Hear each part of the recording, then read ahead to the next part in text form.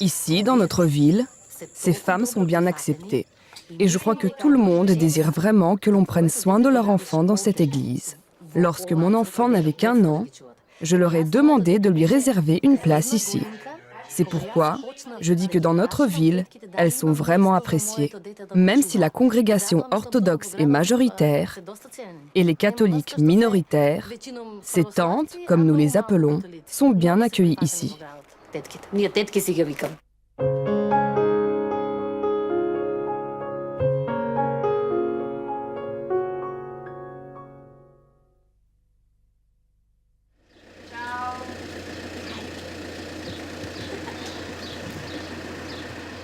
Vercheta Talasheva est l'une des nombreuses femmes actives ici à Gevgelia qui s'efforce d'inscrire son enfant sur la liste d'attente de l'unique jardin d'enfants catholiques en Macédoine du Sud.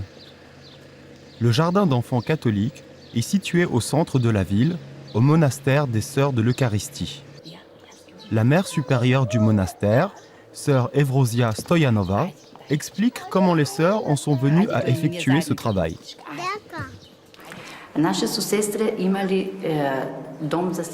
Nos sœurs s'occupaient d'un orphelinat à Palica. Notre fondatrice voulait s'occuper de tous les enfants. C'est pourquoi nous avons décidé de nous occuper des enfants à Gevgelia. Nous ne faisons pas de différence entre les orthodoxes et les catholiques. Tous les enfants viennent et eux, comme leurs parents, peuvent voir que nous aidons vraiment les enfants et leurs parents aussi, à grandir dans la foi, connaître Dieu et vivre en chrétien. C'est pourquoi nous avons accepté ce travail au jardin d'enfants.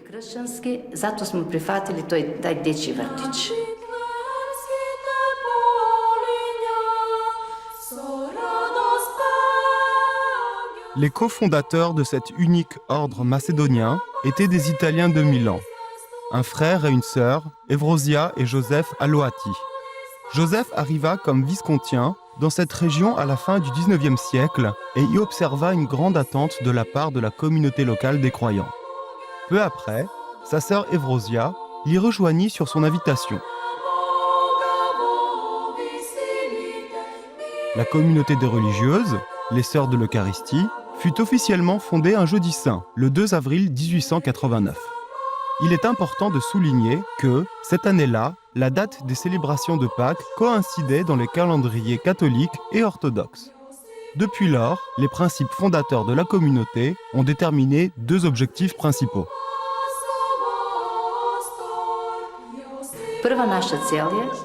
Notre premier objectif est de connaître, aimer et adorer Jésus dans la Sainte Eucharistie et d'essayer aussi chez notre prochain de le faire connaître, aimer et adorer dans la Sainte Eucharistie.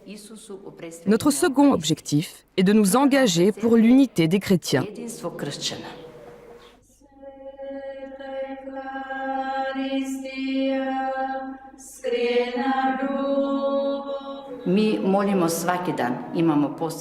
Chaque jour, nous récitons une prière particulière pour l'unité des chrétiens et nous essayons, dans nos vies et notre travail, d'aider les gens à comprendre qu'il n'y a qu'un Dieu unique et que l'unité des chrétiens est à la fois désirable et nécessaire.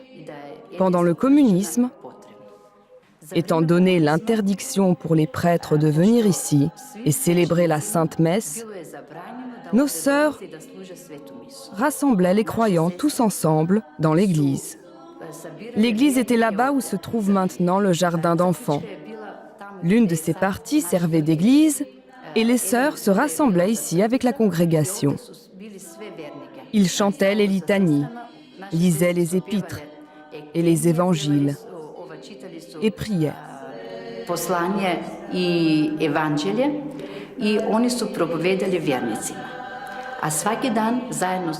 Nous récitions le chapelet chaque jour pendant toute l'année. Nous dirigions le chemin de croix et les autres dévotions. Le prêtre venait quand il le pouvait, mais cela était rare et toujours en secret.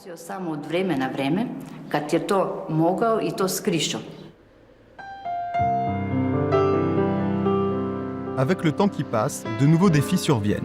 Le nombre de jeunes femmes prêtes à consacrer leur vie pour Dieu en rejoignant l'ordre des Sœurs de l'Eucharistie ne cesse de diminuer.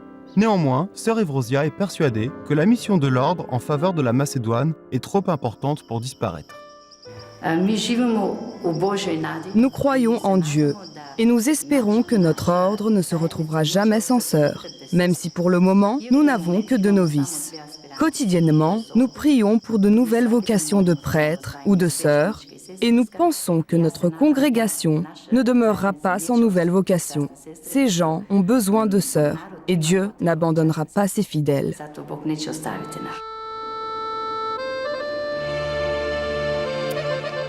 La petite ville de Gevgelia, située sur les rives de la rivière Vardar, compte environ 15 000 habitants. La majorité vit de la production agricole. Tout comme dans le reste de la Macédoine, le niveau de vie n'est pas élevé. De ce fait, l'accès aux soins pour les enfants ou aux autres services publics locaux est très limité. Les sœurs de l'Eucharistie sont souvent à la limite du seuil de pauvreté. C'est pourquoi elles sont extrêmement reconnaissantes envers l'aide à l'Église en détresse. Aide à l'Église en détresse nous aide beaucoup depuis l'Allemagne. Si jamais nous sommes dans le besoin, nous les contactons et ils nous aident. Nous ne voulons rien d'extraordinaire, juste assez pour vivre dignement. Nos sœurs vivent chichement car elles ont fait vœu de pauvreté et elles ne désirent rien de plus. L'Église est trop pauvre ici pour espérer que des gens payent nos sœurs pour leur travail au jardin d'enfants. Donc, nous contactons Renovabis ou l'aide à l'Église en détresse. Ils nous aident à avoir une vie normale et à travailler aussi comme catéchistes dans notre Église. Tout ce que vous voyez ici, les jouets et les autres choses, proviennent d'Allemagne.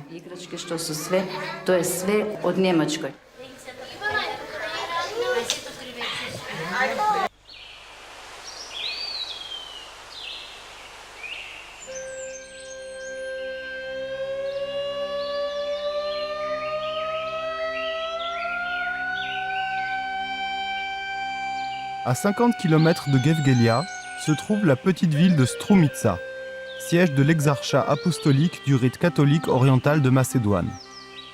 Malgré le petit nombre de catholiques à Strumitsa, ces derniers sont très actifs, principalement lors de la préparation de Pâques, la plus importante fête chrétienne. La plupart des catholiques de rite oriental, qui vivent sous la juridiction de l'exarchat apostolique, viennent de Kilkis, une ville de Macédoine égéenne, une région hellénique. Pendant les sanglantes guerres balkaniques, l'Église grecque orthodoxe décida d'éliminer toute trace de la nation macédonienne, sa langue ou l'Église catholique macédonienne. L'évêque Kiro Stoyanov explique d'où vient ce problème.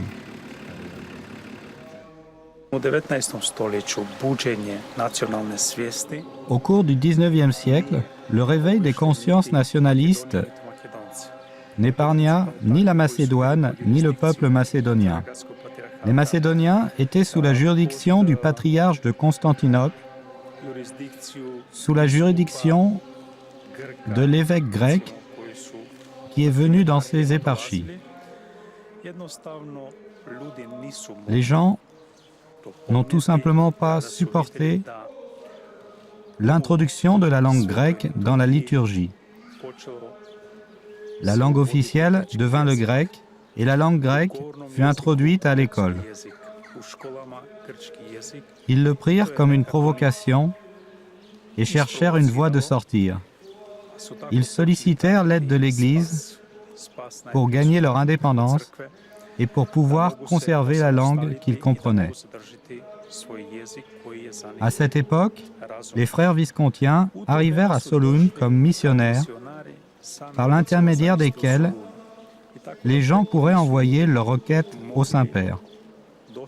Le pape accepta leurs suppliques et ils furent autorisés à conserver leur liturgie dans l'esprit de leur tradition à condition qu'ils reconnaissent le pape comme chef de l'Église. Toutefois, dans les années 1912 et surtout en 1913, pendant la Seconde Guerre des Balkans, tout fut incendié et les gens furent expulsés de leur patrie pour de longues années. Ils devaient partir.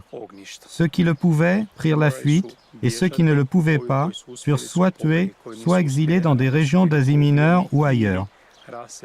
Ils ne furent tout simplement pas autorisés à rester en Macédoine égéenne. Ceux qui parvinrent à rester ne parlaient pas ou ne mentionnaient pas leur identité.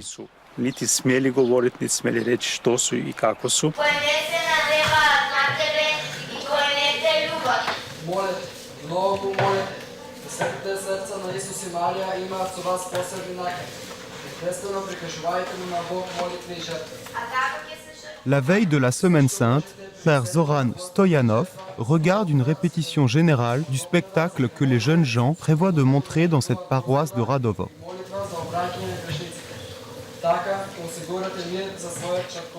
Radovo a environ 1000 habitants. Dans un département qui compte 16 000 personnes, Radovo est l'unique village entièrement catholique.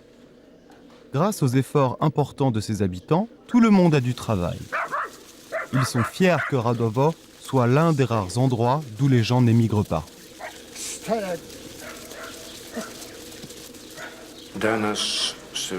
Aujourd'hui, nous sommes vraiment fiers de la manière dont nous sommes restés attachés à notre foi, et le village de Radovo a donné presque tous ses prêtres à la Macédoine. Toutes les sœurs et certains des candidats que nous avons pour le sacerdoce, ainsi que l'unique évêque catholique que nous avons en Macédoine, tous viennent du village de Radovo. Après les graves persécutions de la guerre des Balkans, l'époque communiste qui suivit ne fut guère meilleure pour les catholiques de rite oriental. Les persécutions de prêtres et le harcèlement des croyants étaient des pratiques courantes du régime communiste. Les politiques mises en œuvre entre les deux guerres, simplement détruire ou rayer toute trace de catholicisme, se poursuivirent après la Seconde Guerre mondiale. Cela commença naturellement par l'interdiction aux candidats de se préparer au sacerdoce. Ceux qui arrivaient tout de même à être ordonnés étaient dépouillés de tout droit. Des maîtres d'école ou autres fonctionnaires envoyés par la police secrète communiste étaient postés dans le périmètre de l'église pour surveiller tout ce qui s'y passait. Ensuite, ils allaient voir les prêtres et demandaient à examiner les registres pour vérifier qui avait baptisé son enfant. Nos prêtres, pour survivre, devaient travailler au champ comme tout un chacun. Ils n'avaient probablement pas une éducation supérieure, mais ils ont réussi à s'occuper de la foi du peuple. Et pour ça, nous leur sommes éternellement reconnaissants. Il y eut des pressions et des difficultés, mais cela a permis de renforcer leur foi. Et aujourd'hui, nous observons que le nombre de catholiques augmente vraiment. Le communisme a disparu, mais il reste de nombreux défis. Notre plus grand défi aujourd'hui est de préserver la pureté du peuple dans l'esprit chrétien. Peut-être est-ce une bataille déséquilibrée, car le matérialisme fait son entrée par la grande porte.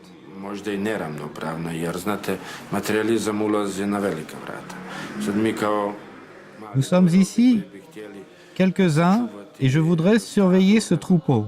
Le défi est d'arriver à maintenir la santé morale et spirituelle parmi la jeunesse.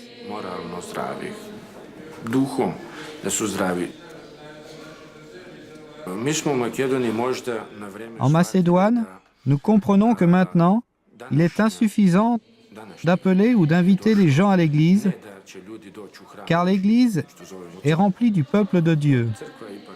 Le temps est venu de sortir parmi la population.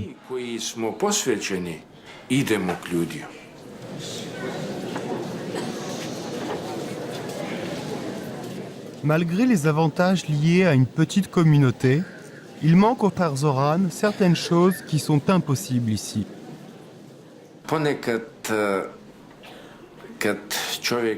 Parfois, lorsqu'on voit l'ampleur de l'Église catholique, lorsque je vois une procession par satellite dans le monde catholique, ou les chœurs dans les cathédrales à la télévision, alors je me demande, pourquoi cela est-il impossible ici? Pourquoi je ne peux pas organiser quelque chose comme ça? Lorsque je parle de ma propre paroisse, je parle du petit nombre d'habitants qui habitent ici. C'est tout ce que j'ai. Et je ne peux en espérer davantage, car ici, il n'y a personne qui aurait arrêté de fréquenter l'église et qui pourrait par chance y revenir.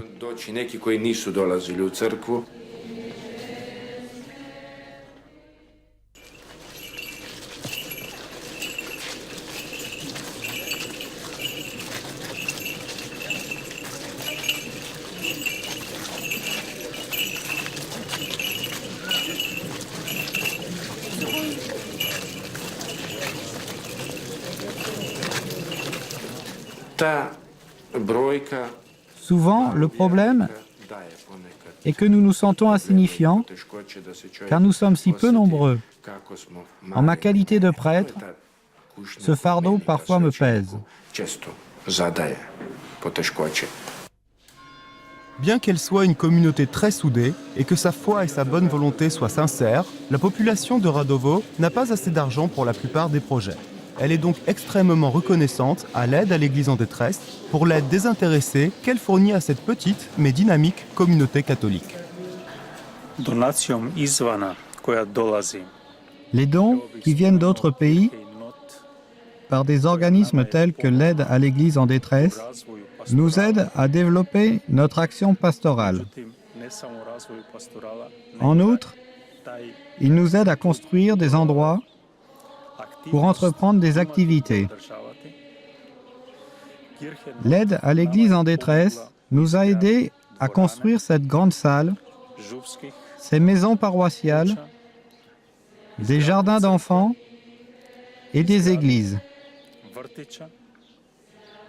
Elle nous a aussi aidés à obtenir des voitures pour les prêtres pour que nous puissions nous rendre en différents endroits. Dernièrement, elle a aidé la paroisse de Petralinci et les petites églises aux alentours de Stojakovo.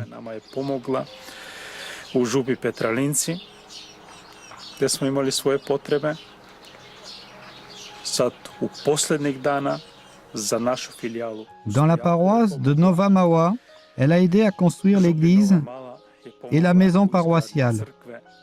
À Radovo, elle a aidé à construire le hall et à rénover la maison paroissiale avec le chauffage central. À Sikernik, elle nous a aidé à construire l'église et la maison paroissiale. À Stromica, elle a beaucoup aidé à construire la cathédrale. Elle a aidé le village de Bogdanci à Gevgelia. La maison paroissiale fut achetée principalement grâce au soutien de l'aide à l'Église en détresse.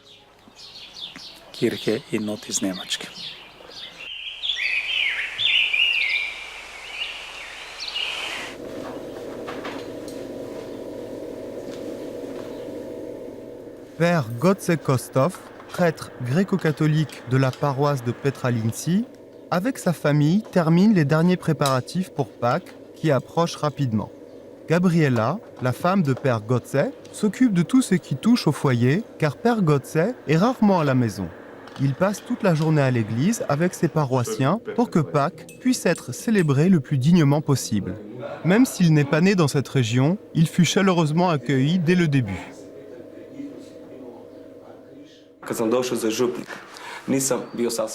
Comme j'avais été envoyé de Stromica comme aumônier, je n'étais pas inconnu quand je suis arrivé ici en tant que prêtre de la paroisse. Il est vrai que j'avais quelques contacts et que j'avais noué des relations. Je ne connaissais pas entièrement la communauté, mais la grande majorité. Mes premières impressions furent vraiment excellentes. Lorsque je suis arrivé ici la première fois, il y avait 2 ou 3 choses dont j'avais besoin et les gens m'ont vraiment tendu la main pour m'aider. Il était évident qu'ils étaient heureux d'avoir leur propre prêtre, même si l'Église est ici depuis 80 ans. À Petralinci, 30 maisons sont orthodoxes. Les relations entre communautés sont très bonnes. Beaucoup d'orthodoxes fréquentent les offices catholiques. La situation des catholiques à Petralinci est très bonne, contrairement à d'autres endroits. L'Église catholique est ici depuis 80 ans. Avant cela, il n'y avait pas d'église. La communauté orthodoxe n'y avait pas d'église. Puis, le prêtre catholique l'a aidé à construire l'église orthodoxe.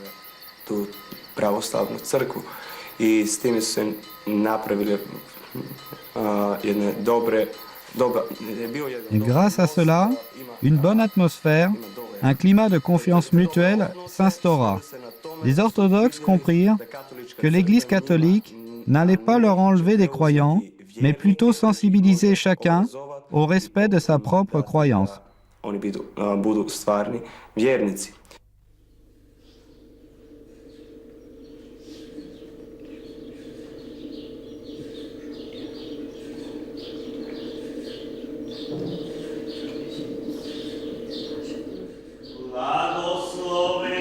Draga Yankova est désormais une femme âgée. C'est une chrétienne orthodoxe qui trouva du réconfort dans la prière face aux tragédies de la vie. Elle fréquente aussi bien l'église catholique qu'orthodoxe. Certains de ses voisins orthodoxes ne l'acceptent pas.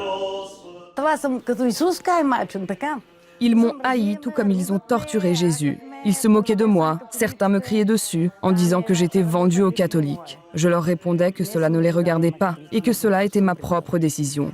Je ne me suis pas donnée aux catholiques, je me suis sacrifiée à Dieu. Je leur ai demandé pourquoi ils se marient entre eux s'ils sont si différents. Je leur ai dit qu'il n'y a qu'un Dieu et que nous sommes tous semblables. Je leur ai demandé où se trouve le Dieu catholique pour que je puisse le rejoindre aussi. Ils ne peuvent me donner tort. Je n'ai aucun de ces problèmes dans ma famille. Mon mari ne me posait pas de questions lorsque j'allais à l'église catholique. Je ne sais pas depuis quand je viens ici. J'avais 20 ans lorsque je suis venue chanter à l'église, lorsque j'avais mon premier enfant. Je suis même venue auparavant. Maintenant, j'ai 80 ans. Donc cela fait plus de 60 ans que je viens. Je riais avec Père Georges de Radovo du fait que s'ils déclarent m'avoir recruté à l'église catholique, ils peuvent tout aussi bien dire que j'en fais partie. Il y aura au moins un peu de vérité.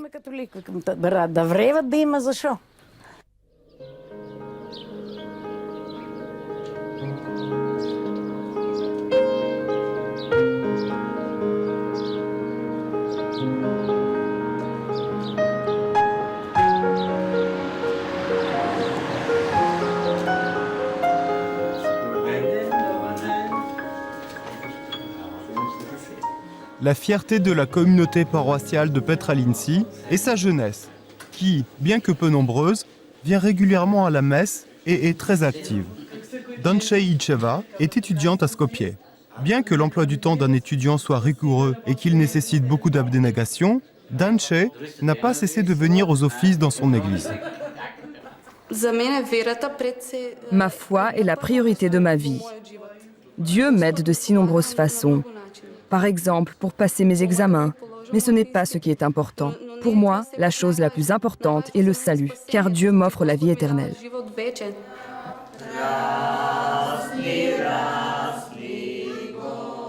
Père Gotse Kostov est plus que reconnaissant des dons qu'il reçoit de l'aide à l'Église en détresse, mais il sait que l'aide financière et matérielle n'est pas tout ce dont les fidèles ont besoin.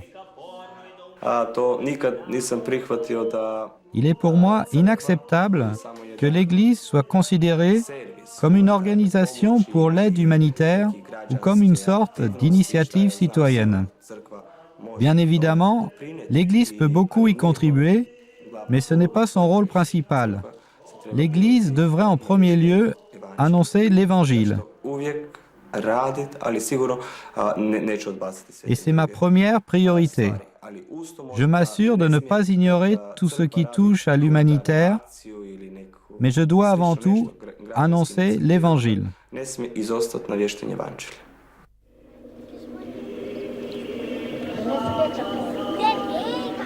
Alors que nous ne sommes plus qu'à quelques heures de la plus grande fête chrétienne, Père Godse et ses paroissiens ne se reposent pas.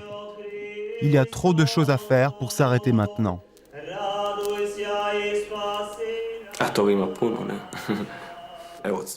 J'ai tellement de rêves. Je rêve d'avoir une nouvelle église avec des jardins bien ordonnés. Je veux que l'église soit davantage remplie que maintenant, qu'il y ait des conversions sincères qui donneront un futur à l'église.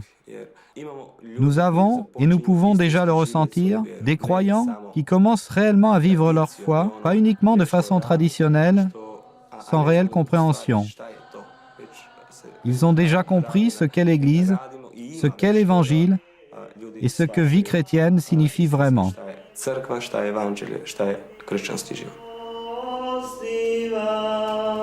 Радуйся и спаси.